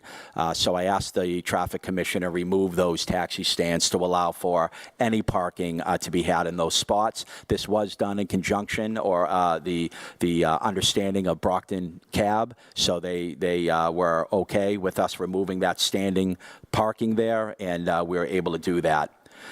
We've also identified some additional parking along VFW Parkway. That's that cobblestone wraparound next to the Adams Garage. There's potentially 7 to 10 parking spaces in that VFW Parkway area. I'm filing a motion before the Traffic Commission for them to take a look at that to see if that's something that we could implement in that area to add some additional parking in that area. Additionally, there's also been identified some parking along Crescent Street in the Studinsky building to see if, and again, that's before the Traffic Commission, to see if we can get some parking in that area as well. I've made a request with the Parking Authority I know we had a conversation, and ma'am, you talked about the need for more security and more lighting behind the Verizon building and behind the school department administration building. I've identified that we have multiple poles behind that area that only have one lighting lamp. My suggestion would be to add another lighting lamp so that we can increase the lighting back there. I think we should provide signage within the proposed Sycamore Grove or Marketplace area, directing people to that area. There's about 200 parking spots between the Education Building and the Verizon Building. It all becomes free at 5 o'clock and on the weekends. I think that if it was better signage that can direct people to that area, better lighting by putting additional lamp posts on the existing poles, and to repaint the striping and add some landscaping to that area, I think that would go some way to helping with the parking situation at Sycamore Grove. When it comes to the competition issue, that's a reasonable idea. Why bring more competition to your establishments? That's why I've proposed, and I spoke to the exploratory committees with the Business Improvement District. Now, that's all just proposed. It's nothing solid yet, but I think some of the businesses downstairs, and we'll find out over the next few months whether this bid does get established. If it does, then it's controlled by the business owners downtown. I've spoken with members of the Exploratory Committee. There would be an expectation to develop a subcommittee through the bid that would have operational control of Sycamore Grove. I also suggested that each one of the Main Street abutters would sit on that committee so that you would have some operational control over what happens in that space. I think that needs to happen. In the alternative, I think we would consider if the business owners formed, their own nonprofit, and that nonprofit would program Sycamore Grove. I think that's also something that could be contemplated. But I think if we do establish a bid and have a subcommittee in which every single one of you sit on, I think that might be an answer to the issue of what's happening back there, what type of programming, who are the vendors. You would have complete say in what happens there. Additionally, we have been working, I know I've been working with Mr. Rodriguez regarding the decking behind his restaurant. I know, Chrisman, you bring up the issue of you would like some decking behind your restaurant so that you can build a deck for outdoor dining, which could integrate into Sycamore Grove. I think that's what's being contemplated right now for each one of the business owners to have city land in which they can build a deck and have outdoor dining, which would then integrate their businesses within Sycamore Grove. Those conversations are still ongoing. And then just lastly, with the, I believe the BRAs or facade program is available to the restaurants, that if there are monies in which you could upgrade your facade facing Sycamore Grove, and I think that would just, kind of more beautify the area. It's available, and I'd work with anybody who's looking to seek, supply an application for that grant. I think there's a couple, I think $10,000 up to $50,000, I believe, that could be acquired to help improve your facade and make it something that would blend into the Sycamore Grove project. Now, these are just some of the things that we worked on. We're going to continue to work together. We are going to I want to figure this out. Joe, I know you want to figure this out. Chrisman, you want to figure this out. I know Tony wants to figure this out. We all want to figure this out. It was my intent to sit down with all of you, as we've done many times over the last, well, a couple times over the last few months. I will continue to sit down with you and be a liaison between your businesses and the city and really try to get this done, because the Sycamore Grove project, I believe, is in the best interest of the city of Brockton. It will be a public green space in the heart of our downtown in which residents of Brockton can come, enjoy each other's company, civic events, cultural events, music events, something that we can all be proud of, and we will continue to work to make sure that the city, the business owners, everybody involved is proud of this project. So that is my commitment to all of you. So thank you for coming tonight. It's great to see you guys again, and thank you, Madam Chair. Thank you, Counselor. Counselor Mendez. Yes, Madam President, I believe there was a lady that was coming up to speak, so I want to give her an opportunity. Are you sure? You don't need to come up and speak? Okay, thank you. I'm glad that all of the business owners came here tonight to speak with us, because this is something that is very important. We have business owners that have been in the downtown area for more than 30 years, when Brockton was really in a very different place at that time. So we really honor and respect your coming here and your opinion. And I also appreciate Councilor Thompson. He's obviously been putting a lot of effort and input into all of this. But as it stands today, it's impossible in representation in a democracy when all the business owners in that area are against it to vote in favor. So there's obviously a lot more work that needs to be done. And the fact that there's been communication between the owners and the city and the councilor and department heads, so I'm hoping that continues for it to come into an agreement where everybody feels that they've been heard and all of the concerns are being addressed. And I feel there's a long way to go, but at least it's headed in that way. As to the competition and the outside businesses coming into your backyard, maybe a solution could be that during that period, just having one of the businesses for that week to run that business that are located in that space, and that way you'll be able to have the profit, and then the following week have the other business and just do a rotating schedule. But that could be an opinion, but that is obviously something that needs to be talked about. But as it stands, there's definitely a lot more work that needs to be done. I don't think any of the councilors here would be feeling comfortable approving something that obviously all of the direct people that are going to be impacted are going to be hurt by this. But I appreciate that Councilor Thompson is putting a lot of work, and he did the breakdown, and I hope that continues. But thank you. Thank you. Counselor D'Agostino. Good evening. So before I get started, I just want to say, I hope it doesn't get interpreted that it was in any way my vote to not postpone was a snub at my colleagues that can't be here tonight. It was to make sure that there was no snub at these business owners who took the time away from their businesses and their families to be here and be heard.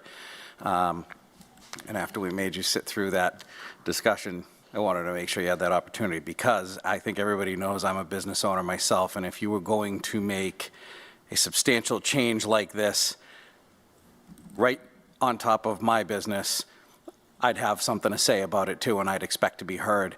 So I'm approaching this definitely from that perspective, putting myself in your shoes. I'd absolutely expect to be heard. So I want to thank you all for being here. I have a question for any one of you who feels like answering this. Do any of you see, if this proposed plan were to actually happen, any potential positive for your business at all? Will you come to the podium, Mr. Angelo? Thank you. Yeah, if let's just say the current proposal as it sits now is what happens, do you see any potential positive for your businesses? The positive to the business, I'm not saying it never could be positive, but as it sits right now, what you're going to do is you're going to shut us down 365 days a year for maybe 20 events, okay? Right. That's what gets me. I don't mind shutting us down during the event, but why do we have to lose all that parking for the whole year when you might have 20 events there for the whole year? So it's going to hurt our business in the long run, the way it's situated right now. You may have just answered one of my other questions. We kind of experimented with this once. Provo was back there one year. Right. And I was curious if you would share or could share if there was any positive or negative, or if there was no impact at all on your businesses. Provo, I thought, was a great idea. I really do. I mean, brought people downtown that wouldn't come downtown, saw really how safe it is. I mean, after 9 o'clock at night, there's nobody there. Right. I mean, nobody's there going to hurt you. There's nobody in downtown. So it's really a safe place, if you really think about it. Right. But the Prova, the people that came afterwards and maybe before and had something to eat and had a drink, but they didn't take our parking to put Prova there. They didn't There's take the the big parking away difference. from us. Right. The concept is great, but to do it 365 days a year for 20 events doesn't make any sense to me, especially without a plan. Who's going to run it? Right. Rob May said they don't have, the city doesn't have the capability to maintain this project. Why build it then? Right. I mean, there's so many question marks here. I know they got to spend the money, and it's a rush to spend the money, but don't spend the money at the cost of all us guys back there, just because you want to spend the money. And it's not free money, it's the people's money. Somebody paid taxes for that money. Everybody says it's free money, we got to use it. No such thing as free money. All right? The United States of America paid for that, the people that work every day. And that's what this is all about, rushing to spend money. We don't want to rush. Let's sit down, and I think we've opened a great dialogue with the mayor right now. He's on board to make this thing work and beneficial to all of us, and I'm hoping that that's what's going to happen. But I really appreciate you guys giving us a chance to come here and air it out a little bit. Yeah, well, and so it sounds like the difference the year that Prova was there is, like you said, there were only so many nights that it was there and it was open. You didn't lose all of the space. It was part of the space, so it was a much different thing at that point. We're not adverse to the nights that they have the function closes down. Take the parking, all right? Because the rewards we're going to get from the function are going to take care of that. But I just don't see the need to shut us down all year long. Right. That's what gets me. There's nothing going on back there. Nothing. What are you going Why to do can't you all use winter it? back there? Ice skate? I mean, they're going to be putting tents on that lawn and living back there. That's Right. what's going to happen. The green space is great. Well, I love green space. My brother put the ordinance into the city council. It required green space to happen. My brother was a 10-year city council here. And it just, it's something, it's great, but you don't need all that green space. We don't have to make a field back there or a football field. We got plenty of room to put green space and keep the parking. You got plenty of green space there and keep the parking that we have now and make it beautiful. Right. So that's what we're going to discuss. This guy right here is breaking his neck. He's doing a great job, believe me. He's trying. He's like a referee in this whole deal. But it's good. It's a great concept, but let's make it work for everybody. That's all we're asking. Right. Okay. Okay, thank you very much. Thank you. Thank you. You pretty much, I think you pretty much answered. Yeah, I mean, that was pretty much the biggest thing I wanted to know, because we had kind of, right, I mean, did you want to add anything to? Well, you said, Councilor, something about the positives. Yeah. There's positives, there's negatives. We just got to make sure the negatives don't outweigh the positives. Right.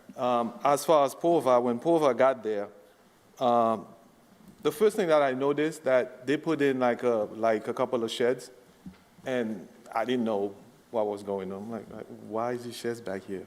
And then it was later that I found out that it was going to be a Pova project. Mm-hmm. And then later on, they added like a facade, and she attached it to my building without asking me. Like there are certain things that from the beginning that kind of threw me off a little. Okay. And I'm wondering like what's next, right? Mm-hmm. And now we have the project coming in. It's completely different from Pova. Like Joe was saying, Pova was a one-time short-term thing. This is completely different. This is turning back there like something else. And it seems like we're being kind of pushed aside a little and only come to join the party afterwards, right?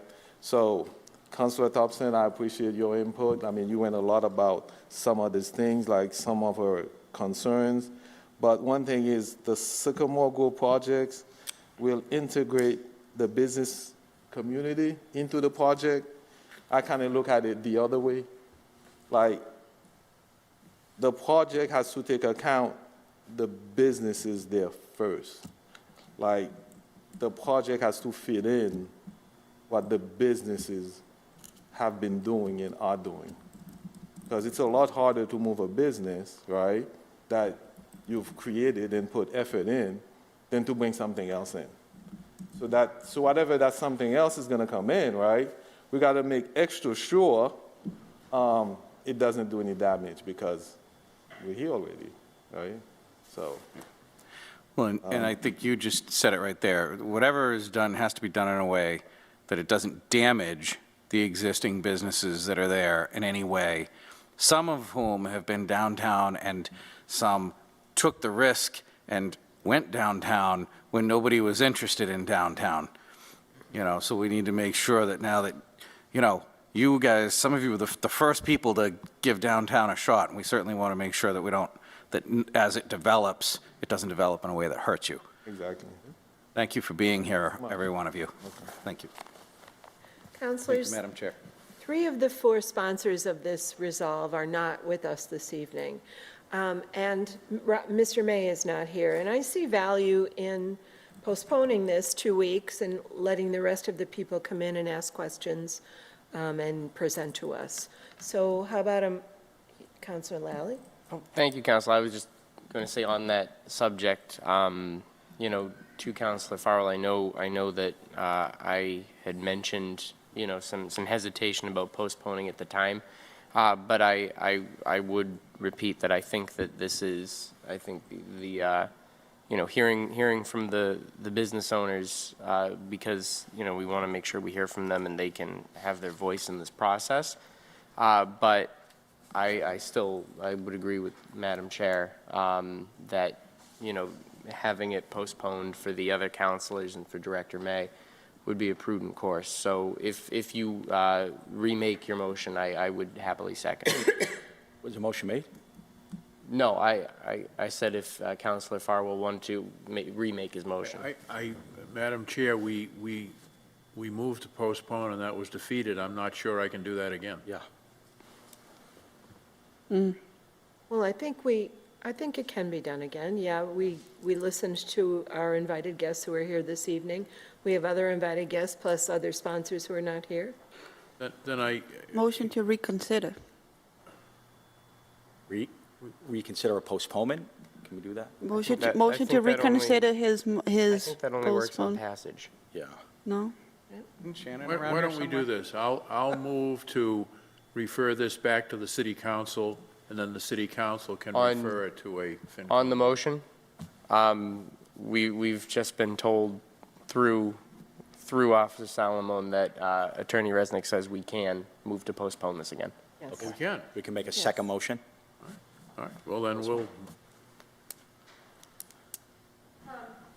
Perhaps the cleanest way to do this is if you do want to postpone it, just do a motion to reconsider the motion to postpone, and then you're all set.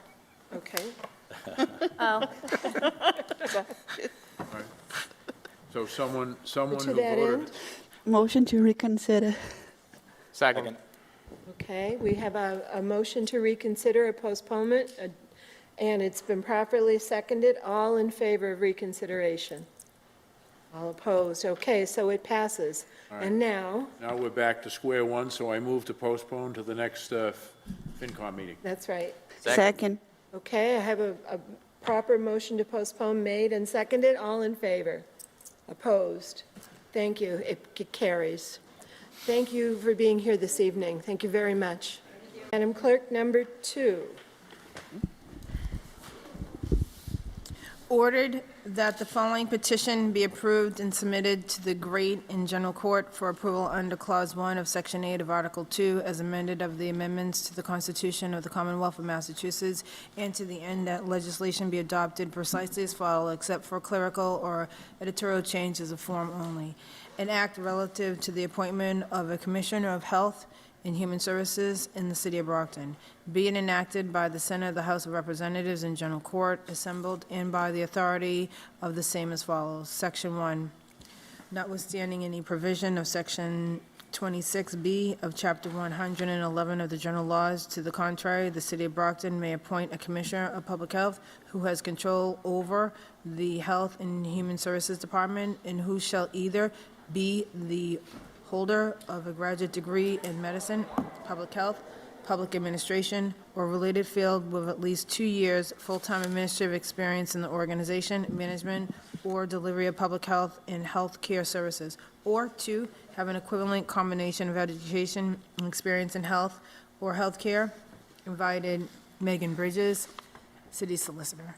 Robert Couns- Sullivan, Mayor, Troy Clarkson, Chief Financial Officer. Okay.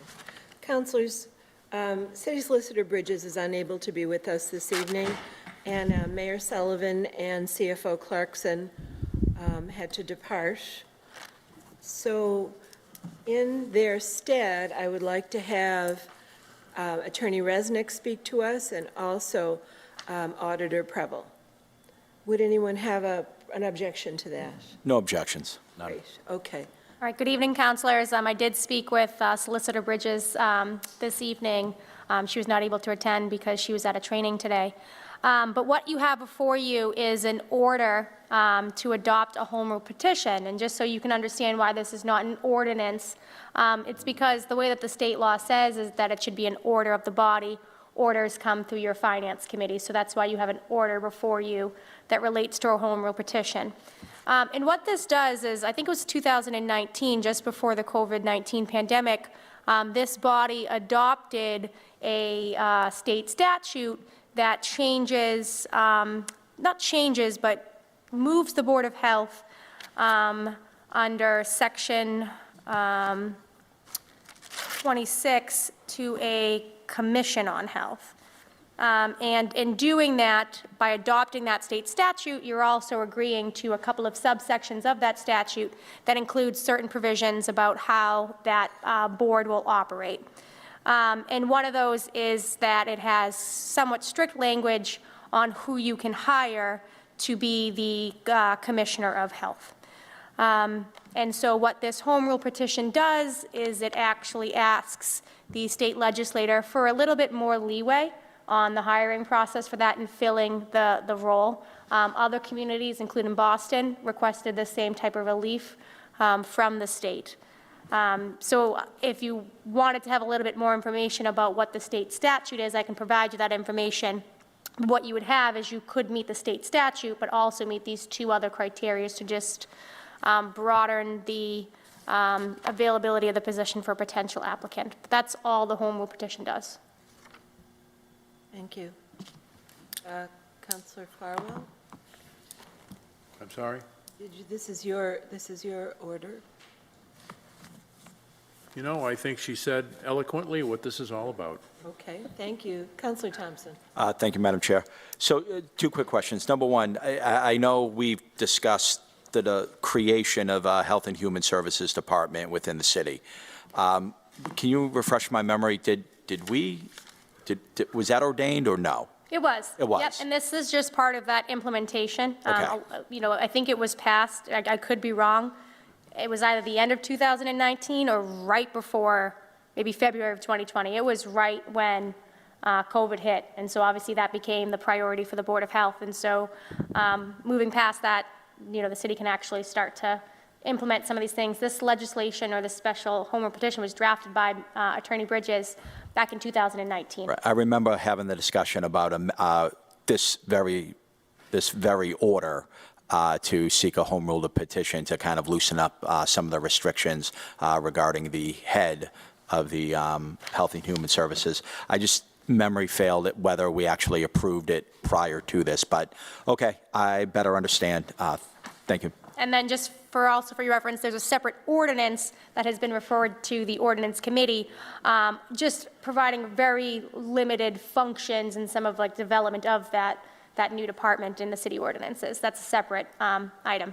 You said that's before the Ordinance Committee now? It is, yeah, it just got referred at the last meeting, so it's available for ordinance review. Would this home rule petition have any effect on that? Nope. Okay. Nope, because this is asking for expansion of the state statute. The ordinance is just kind of bringing that department into our ordinances and giving it kind of consistent language that you would see with other departments in the city in our ordinance books. Does that also, the ordinance before the Ordinance Committee, does that also talk pay scale? It does. It does. Okay. Thank you.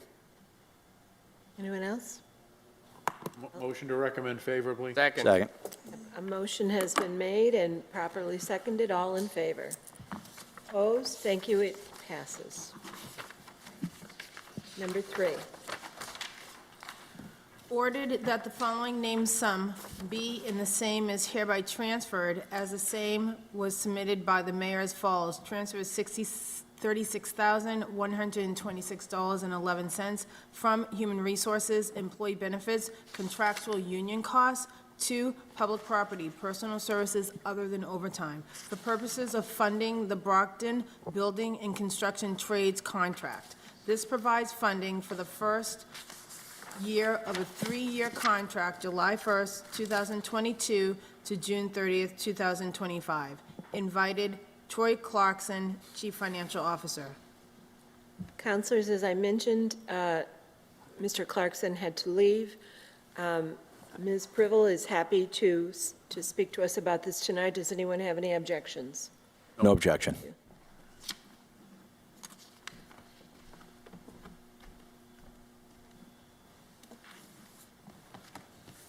Good evening, councilors. This order was put before you in order to transfer funds due to a contractual employees benefit change for the building, Brockton Building and Construction Trade contract. So the contract settled, and we're looking for this transfer in order to cover those retroactive payments for the change in the contract. And that's for just this fiscal year. Any questions? Motion to recommend favorably. Second. Okay, a motion's been made and properly seconded. All in favor? Opposed? Thank you.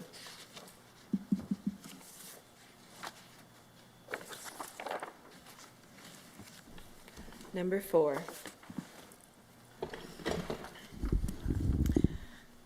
Ordered that the following named sum be, and the same is hereby transferred as the same was submitted by the mayor as follows. Transfer $50,000 from Human Resources, Employee Benefits, Contractual Union Costs to DPW Water Enterprise, $5,000.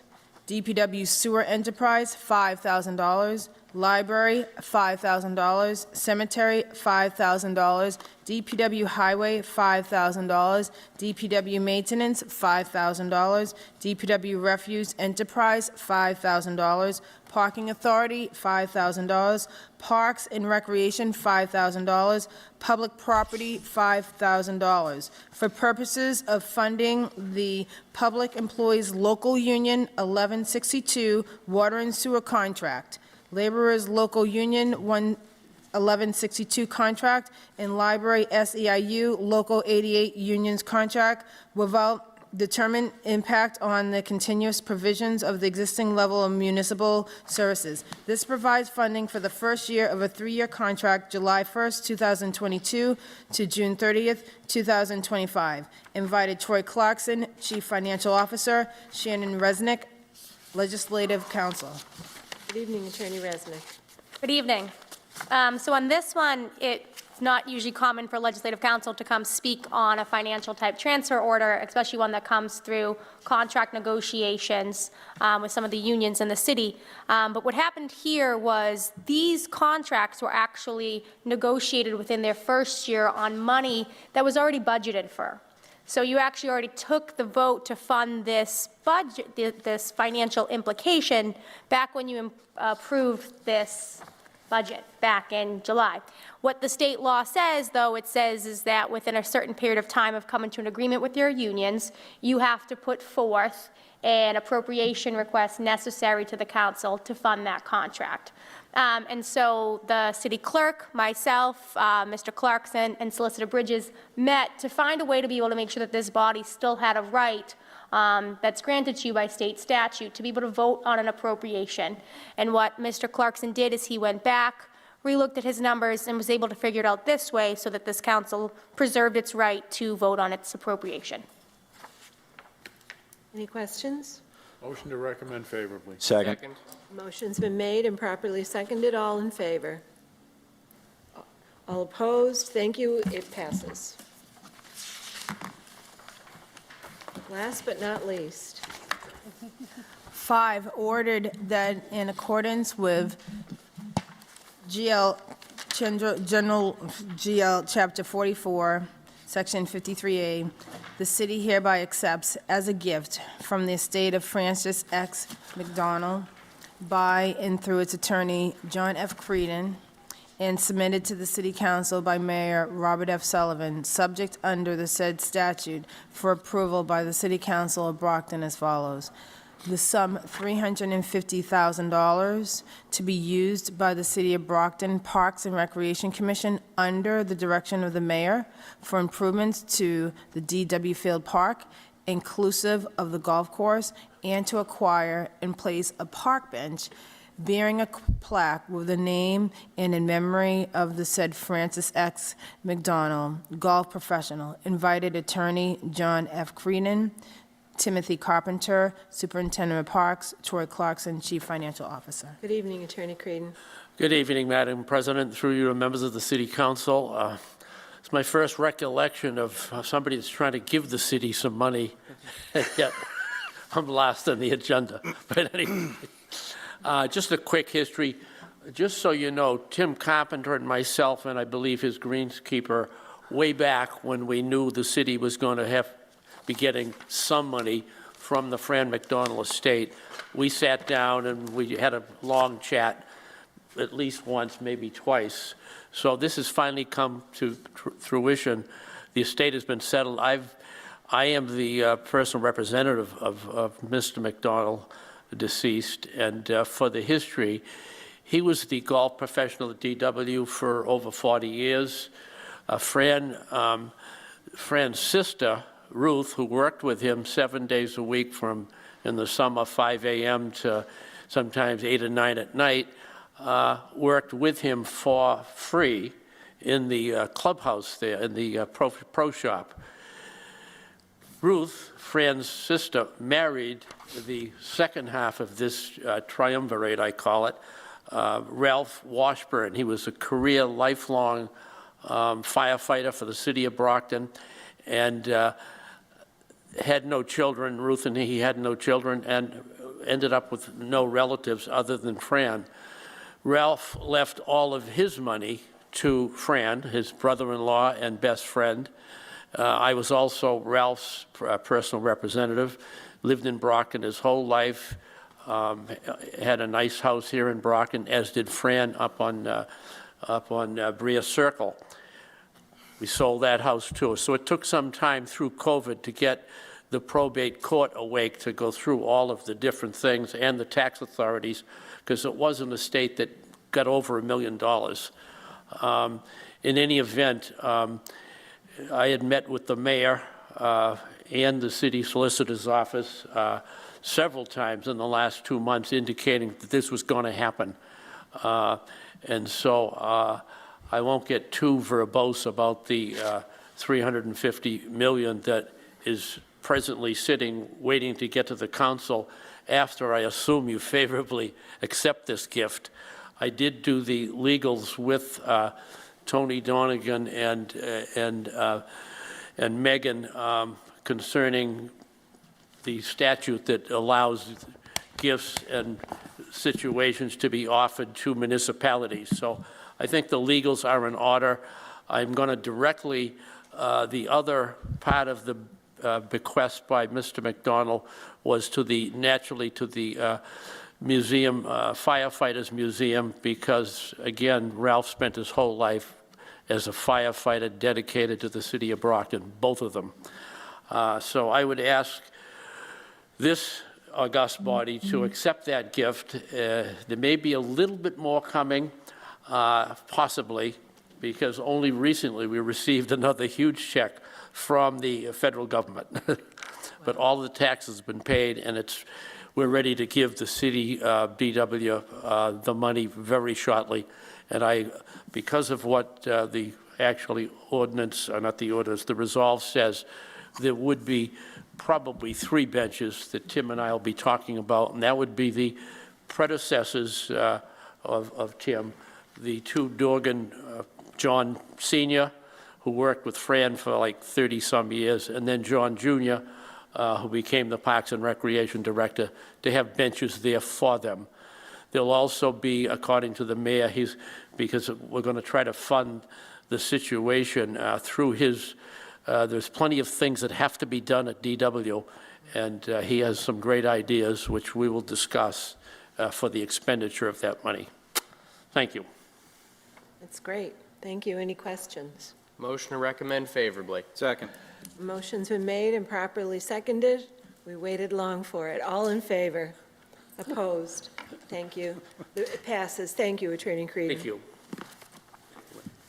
Okay, counselors, any counselors' thoughts? Attorney Minicello. Good evening. Thank you, Madam President. I would like to invite people to the Hancock School Wednesday evening at 7 o'clock who would like to attend a meeting with regard to Crime Watch, in particular the Keene Street neighborhood. I'm going to have a potential Crime Watch meeting to go over potential requirements to put together that type of a group for the neighborhood. A lot of people are concerned about some things that have been going on, so at 7 o'clock we will have the privilege of speaking with Officer Derek Salamone, who will be present, and we will discuss those types of neighborhood watch type of issues. So whoever would like to come, please attend. This Wednesday, April 5th, 7 o'clock at the Hancock School in the cafeteria. Thank you. Any other announcements? Thank you. This meeting is adjourned.